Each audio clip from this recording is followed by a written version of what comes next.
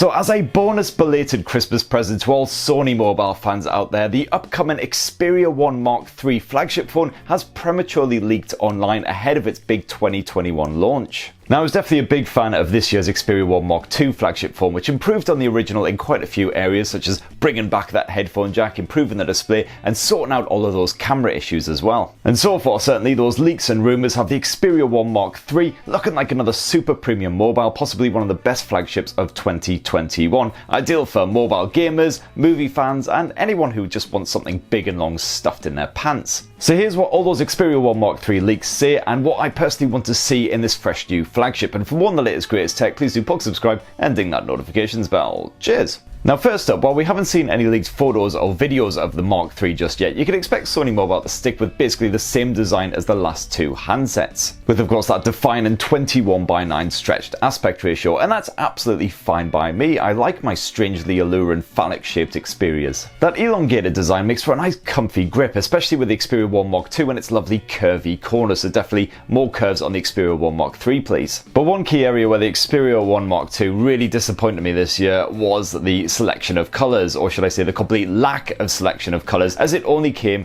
here in the UK in black. And you know, black is fine, but it's a little bit boring. I really want some nice vivid, vibrant colours like the lush green or the Bordeaux red that you got on the XZ3. And I know that having that thick top bezel does turn a lot of people off, but honestly I think that's a good trade-off for the full view display, and I'd rather have this option than that under-display selfie cam which ZTE recently showcased on the Axon 20 5G, which was very smart, but let's face it, the selfie results were less than great. And those leaks also partially confirm at least that the Xperia 1 Mark III will be one tough mother. It's going to have full IP68 water and dust resistance, no real surprises, the previous two models also had that, and basically all Xperia flagships going back to the beginning of time. And also hopefully it'll have at least Gorilla Glass 6 plating front and back like last year's Xperia 1 Mark II. Although I'm really hoping that gets upgraded to the latest Gorilla Glass 7, which is apparently a lot more drop proof as well as scratch resistant. So that means if you fumble your Xperia 1 Mark III and it goes slamming down onto concrete, it's a lot less likely to shatter into bits. Although to be perfectly honest, I did kind of do that with my Xperia 1 Mark II a couple of times. It dropped onto hard floor and was absolutely fine. That thing was tougher than tackling a bumper buck of Sudoku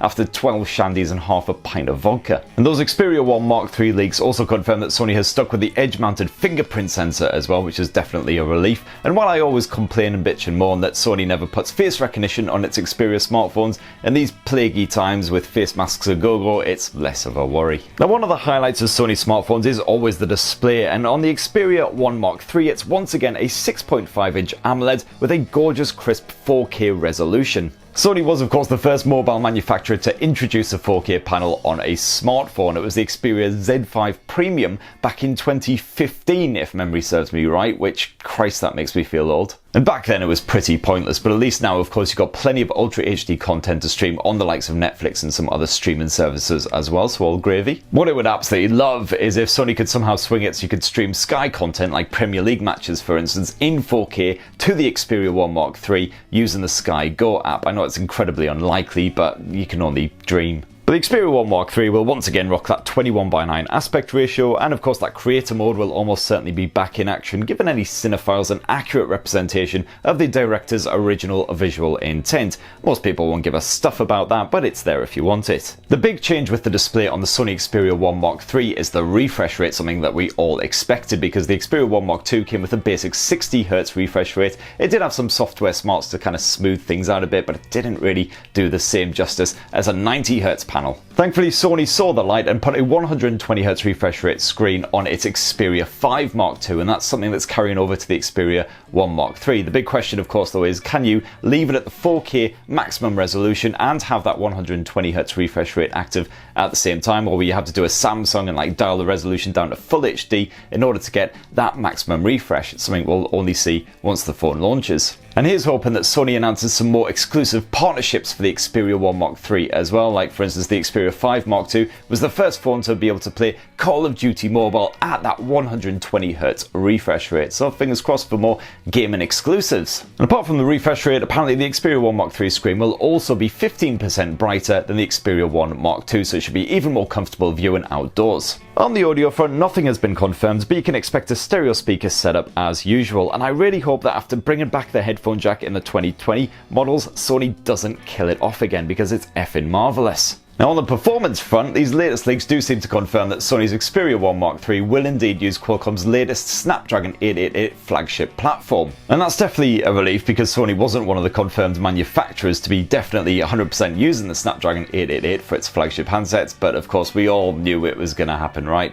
No worries at all. And of course, as expected, the early benchmarks for the Snapdragon 888 chipset look very impressive indeed, so your Xperia 1 Mark III should be able to handle games, apps, whatever you toss at it for the foreseeable future. And speaking of gaming, of course, you've got that excellent gaming mode which Sony introduced last year, offers brilliant features including the ability to game all afternoon long with the phone plugged in without the handset warming up or absolutely balking the battery basically. What I am interested to see, however, is if the remote play feature has any extra functionality thrown in there for the Xperia Mark III, especially now that obviously the PS5 is out there in the wild. So it'd be great to, for instance, have proper DualSense controller support, which we don't have right now. We still have to use the old DualShock. And another benefit of using the Snapdragon 888 chipset is that you've got Qualcomm's integrated X60 modem in there, which offers full 5G support, both sub-6 as well as millimeter wave as well. Great news for you US peeps, because the Xperia 1 Mark II, I believe, only had sub-6 support. You could also expect Wi-Fi 6 to make a welcome return, and apparently according to the leaks, the rest of the specs are rounded off with 8 gigs of RAM and 256 gigs of storage. Lush. Now, one of my only beefs with the Xperia 1 Mark II was that the battery was a mere 4000 mAh effort, which just about lasted the day if you really hammered the thing. But I have seen rumours of 5000 mAh batteries being stuffed inside the Xperia 1 Mark III,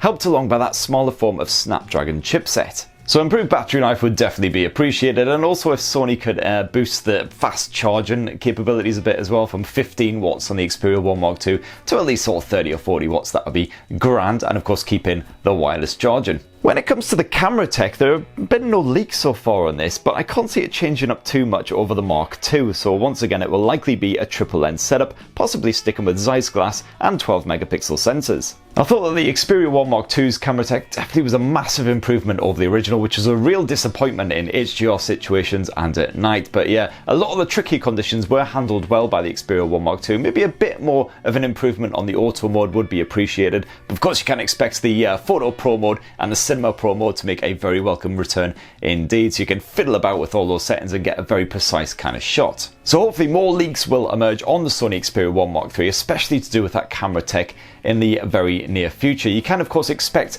the phone to launch around February time, which is when Sony tends to launch its new flagships, around when MWC would typically be happening. Of course, the Sony Xperia 1 Mark II launched in February 2020, but didn't actually bloody emerge in shops until halfway through the year, so all of us who were really looking forward to it had serious blue ball syndrome. And yeah, that might have had quite a lot to do with COVID, to be fair to Sony Mobile, but if we could have a bit less of a gap between launch and release with the Xperia 1 Mark III, that would be very much appreciated, Sony. Cheers. So that's what all the leaks and the rumours say so far about the Sony Xperia 1 Mark III, and also some of my personal wish list on what I'd really like to see packed in there as well, which to be fair isn't a huge amount considering the Xperia 1 Mark II was such a bloody brilliant blower. But how about your fine selves? It'd be great to hear your own personal thoughts on the Xperia 1 Mark III. Are you excited about it? Have you got the Xperia 1 Mark II, and what do you think of that bad boy? Definitely be great to slap your comments down below. Please do poke, subscribe, ding that notifications bell if you haven't already, and have yourselves a lovely rest of the week. Cheers everyone, love you.